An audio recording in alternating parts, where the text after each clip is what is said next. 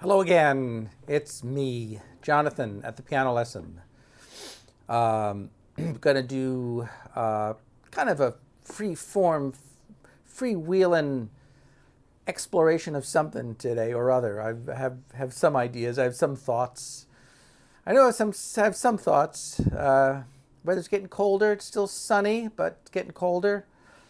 All the pumpkin stuff is coming out. We all know how much we love pumpkin in almost everything that we eat and drink. Bleh. And it's not to disparage pumpkin. It's a perfectly good food. Um, and but I thought I would kind of noodle around a bit and share some thoughts with you about not only one of my favorite songs, but maybe what I think maybe the greatest song ever written, ever. Take the A Train, which I've played before here. And I wanted to talk about why I think it's so great. And then I want to talk about um, why I think music is so great. But um, I, like you, spend some time on YouTube looking around, tooling around, and looking for new things. And I must confess, I genuinely don't understand what's happening with music, what's happened to music. I can't make sense out of it, out of any of it. Uh, I guess that's okay. But what I do here, what I can make sense out of, I seem to find that most of what I'm hearing is kind of a rehash of what's already been played. And there's a lot of time spent trying to dredge up the past as if it were the present. So, what do I mean by that? Well, typically when I hear jazz musicians, younger jazz musicians, um, they're copying older jazz musicians. But you have to remember that at the time, that old, what we see as old stuff, was pretty new back then. And of course, they were copying what was newer. And where did that come from? Well, it came from actually a handful of people, like Charlie Parker. And it's normal and natural for people to copy things. We kind of need to, but at some point we have to make our own exploration. We have to. I think one of the consistent things I try to encourage people to do, although I find relatively few people wanted to do this, was to genuinely, if you're interested in improvising, to take a piece of music and really explore it as if you were the person composing the piece, right? Not looking at it as a finished product, but looking at components of it, trying to find aspects of it that appeal to you, that you could take to and make your own. You could invent something else. I mean, that is where a lot of composers get their ideas from. They get their ideas from other composers, and there's nothing wrong with that. But trying to listen to a piece of music and determine, what you like about it, what draws you in, what do you find intriguing about it, because those are the things that you want to bring out. And what we think of as a composition really is just one possibility. It was something that the composer, in this case, it was actually not Duke Ellington. It was Billy Strayhorn. You know, well, you may not know, but Duke Ellington and Billy Strayhorn had quite the partnership, and it was often difficult to tell one apart from the other, and their compositions sometimes got confused. But Take the A Train is by Billy Strayhorn. I have to often double check that because, we credit it, Duke Ellington incorporated it in his band. I mean, that was his signature song, really, was Take the A Train. But a lot of what I hear people doing is copying what older people have done mechanically, and that just kind of doesn't work. It's like trying to, I don't know, play a soccer game, let's say, with the exact steps of the previous players on the field. It just doesn't make any sense. I mean, you, you go to see a soccer game because everything's fresh and new, sort of, and I see a lot of young guys also doing recordings with older guys, expecting that they can be part of what has already happened in the 60s and 70s and maybe 80s, but they can kind of resurrect a time that's already passed. I mean, I'm from New York. I remember growing up when there were hundreds of rooms with pianos. They're all gone now, but at any given point, there were probably 150 rooms that a piano player could play in, and they're mostly all gone. And bands all over the place, live bands, and I guess there's still live bands, but not what there used to be, and certainly not playing the music that I heard, and I guess that's normal. But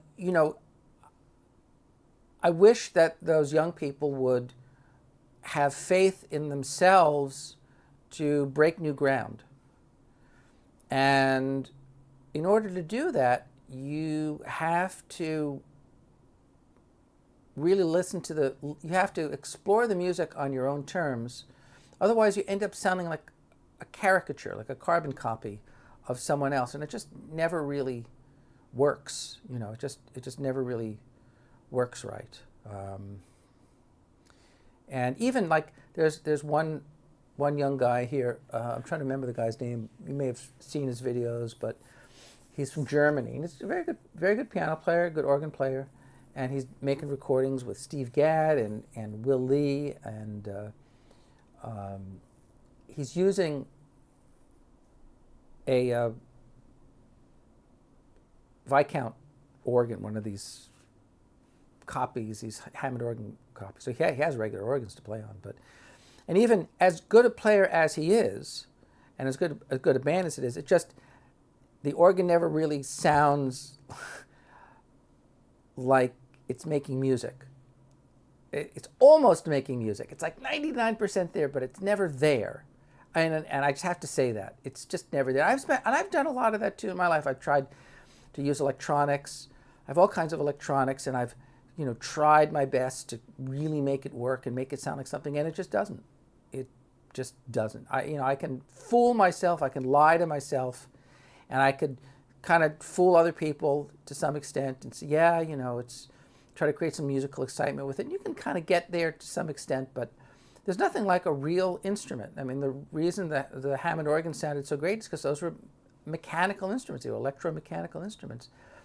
And for those of you who might not know, their organs are tuned in a very different way than a piano. A piano is tempered, and a organ has what's called a rational tuning. And if you try to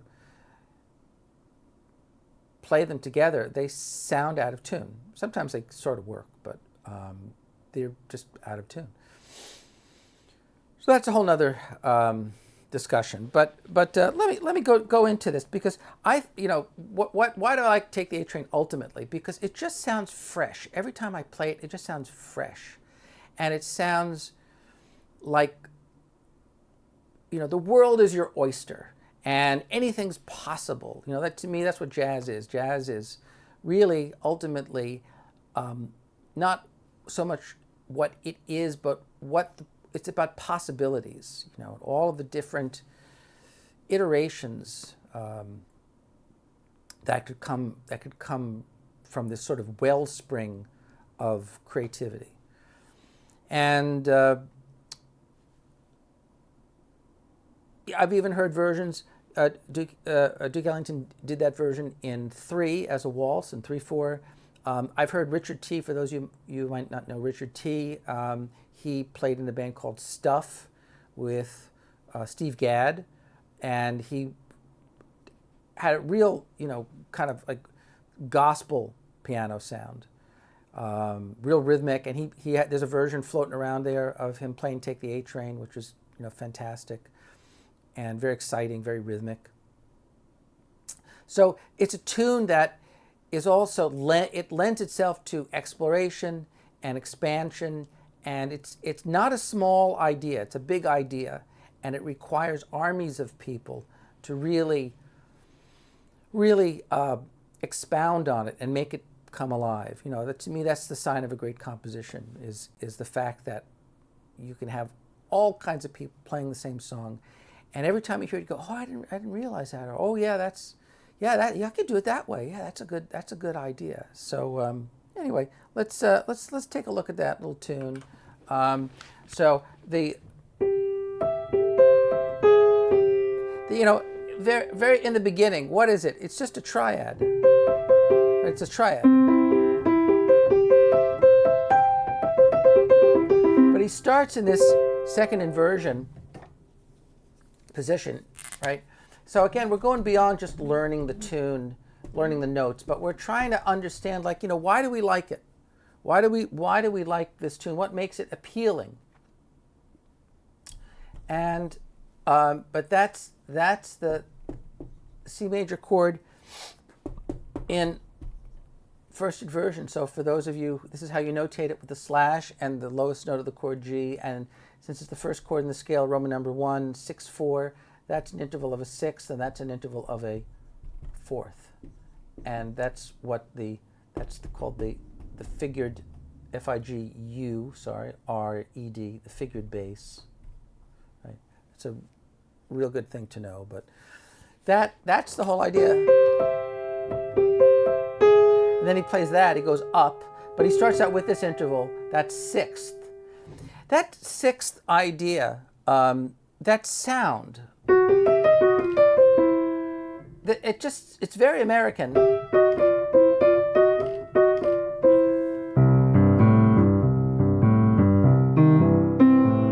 Cowboy music.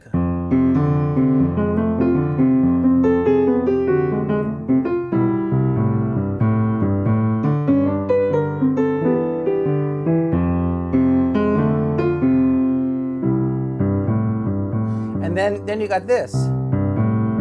That's blues. But this is just country. It's just this pentatonic.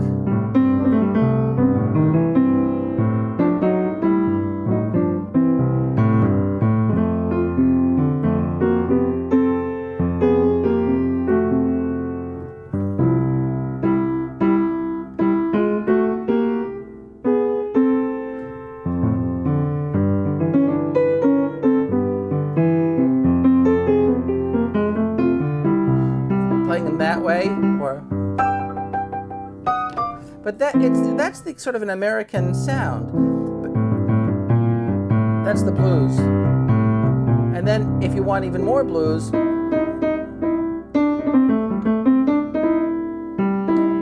ambiguity between major and minor. So look at that interval right there. G sharp up to E. And then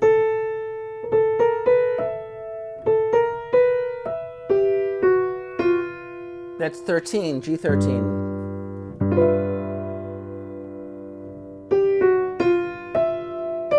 And then, now honestly, what we think of that as a melody, that's really counterpoint to me. That's actually two melodies. There's this, then there's this, and then the top. The top resolves to D, C, and the F resolves to the E. And that's why when I play this melody, I like to hold the F. I like to play it louder.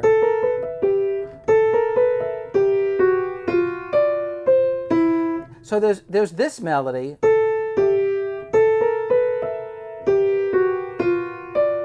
There's this melody.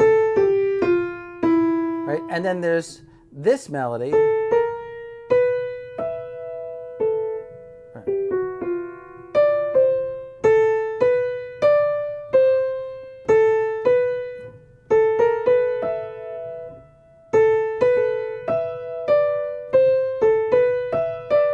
That's the upper voice. And that's the lower voice. So what we think of as one melody is really two melodies stuck together. That's what makes it kind of interesting. Also, you have this ascending line, and the melody kind of stays around in this area.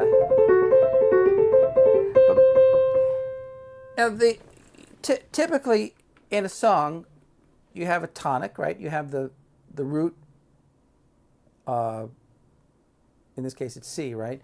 And usually you might hear it at the beginning, especially in classical music, and you hear it at the end. But Strayhorn does something very interesting. You hear that tonic all throughout the piece. It's almost as if he turns the piece on its head and makes the tonic sound like the dominant. Usually the dominant is kind of like a ghosted tonic. So the dominant, the fifth note, that's the most important overtone. But it kind of functions as a fulcrum, if you know what I mean by that, in like a point of leverage, like a spoke on a wheel. And what ends up happening is that the resolution is really demure. You kind of come in for a soft landing. It's not like most pieces that the resolution is kind of a climax. In this case, the climax comes in the middle of the piece, not necessarily at the end. So the whole piece sounds so balanced. That's quite a trick to do. You know, in the bridge, I mean, that's an F major 7 chord, and there's your C again. Then the D is in the bass. That's D9. And there's your sixth again. That's sixth. And what does that sound like?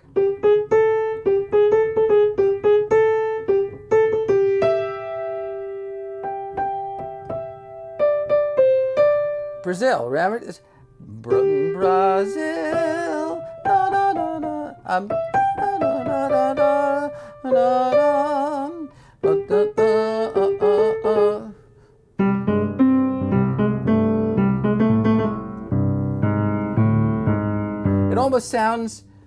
It almost sounds South American. A lot of that music was in the air at the time. They were playing Beguine. So Beguine is, there's a song, Cole Porter's "Begin the Beguine," which who made that famous? Was it Benny Goodman that made that famous? Several important recordings of that. But a beguine is one kind of a dance, a Latin American dance, just like a merengue or cha-cha or mambo, all of which I think ultimately, and correct me if I'm wrong, but ultimately the way you tell the difference between those dances is the tempo. The tempo actually is sometimes can be just a slightly different. And of course the rhythms, but so you kind of got to remember what was in the air at that time, what people were listening to, and so I just feel like Take the A Train has all of that kind of locked in, all that potential that you could exploit. You know, there's just so many ideas in there, but you have these intervals, these very, very beautiful. What's the most beautiful interval in music? The third, a major third, you know, particularly. So a sixth, that's a major sixth, all right? And if you invert it, it's a minor third. It's also beautiful too, not quite as beautiful as the major third. That's C and E, and then suddenly,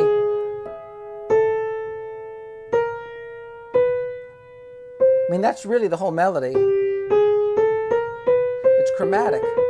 You could distill it down.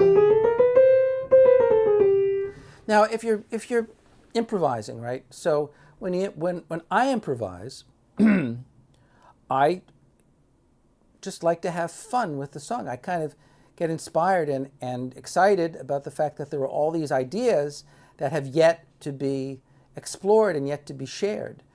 And a lot of those ideas are sketchy. They're not quite mature. They're not quite thought out. That's okay. That's part of the fun of it. But one of those ideas, if I was playing the tune,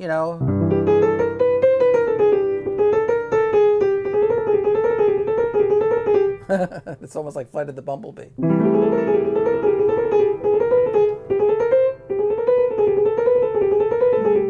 You could probably do a mishmash of Flight of the Bumblebee and Take the A Train. Note to self, that would be fun, right? Let's see AI do that. That's probably a task for AI. You could just type it in and say, make me a mishmash, make me a composition, and combine Take the A Train and Flight of the Bumblebee, and see what comes up. That would be interesting.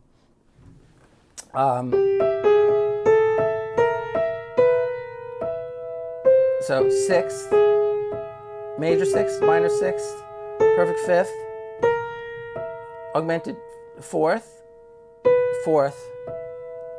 and then stepping down to the C.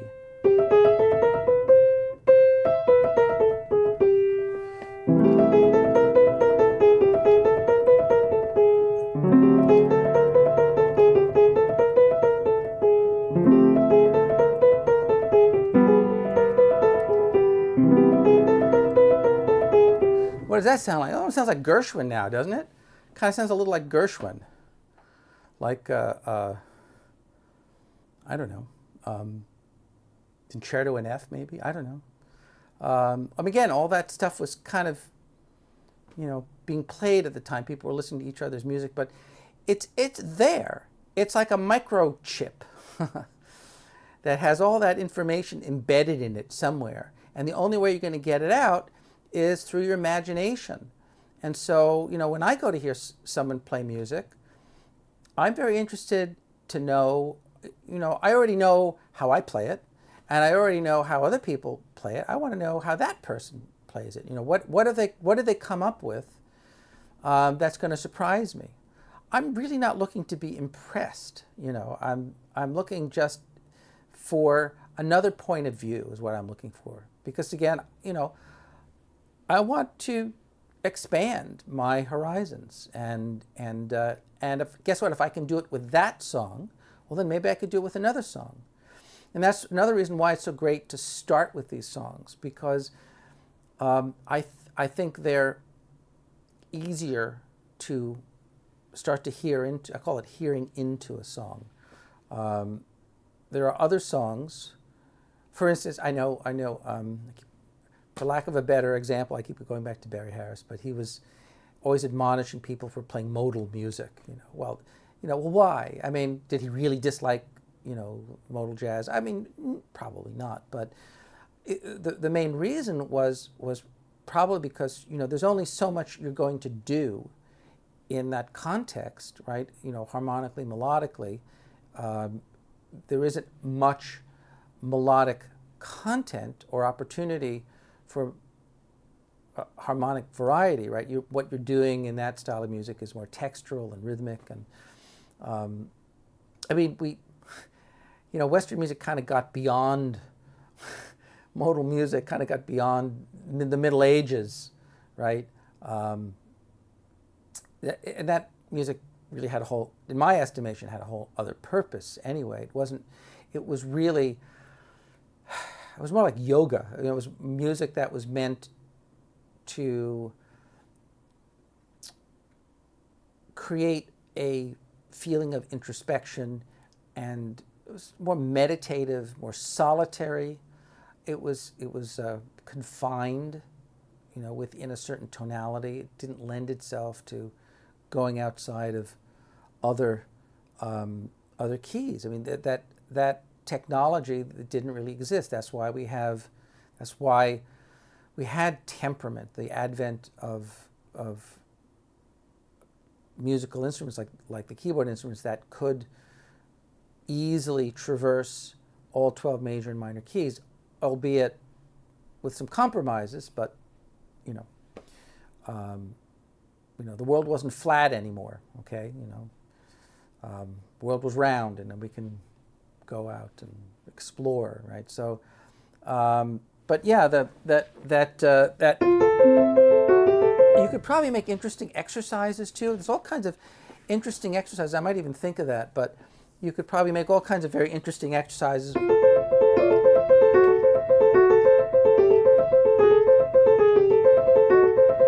You know,